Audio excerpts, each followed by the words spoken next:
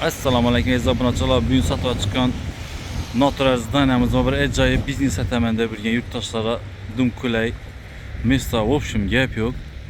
400 kvadrat. Biz endi yo'lning ustida turibmiz. Bu Shavat yo'li. Mana Shavatdan gap tutdilar. Bu yandan Urganchga ketasizlar. Bundan Urganchdan Shavatga kelishing. Bunda metan zapravka bor. Местamiz zo'r. Yine ko'rib turganingizdek bedina optimum bor. Yo'lning ustida joylashgan. Bizden satın alan zdaniyamiz yine inşi. Doğrumuzdayım. 400 kvadrat. Dokumentler 100% tayar. Biznes sataman degan kandaş to'g'alarız. Bo'lsa tashab qo'yasizlar. Bu şu zo'r lokatsiyada. Mana bu yerni elde territoriyasi işöden, erçeden başlangan 400 kvadrat bir. 400 kvadrat. Nasıl görürsüzler? Gibi yan baş beram şu şöyle karaşlı eddi dakansa şanadan gitken bu. Takazi bir alay oturup yine şu paksa tamam bu anda bunun territoriyası tamam buladı.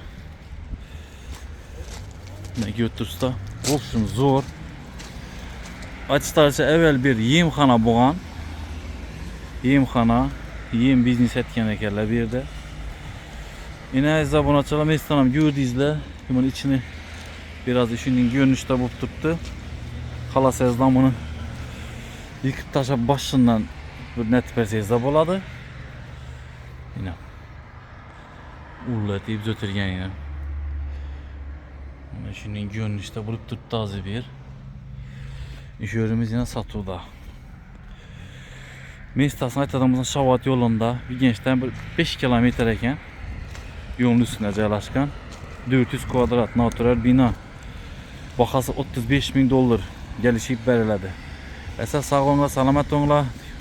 Şu videonu bir yakınlarına teşekkür koyasılar. Bizde sataman da yol üstünde mesle karabilgen adamlar olsa da gelişip verildi.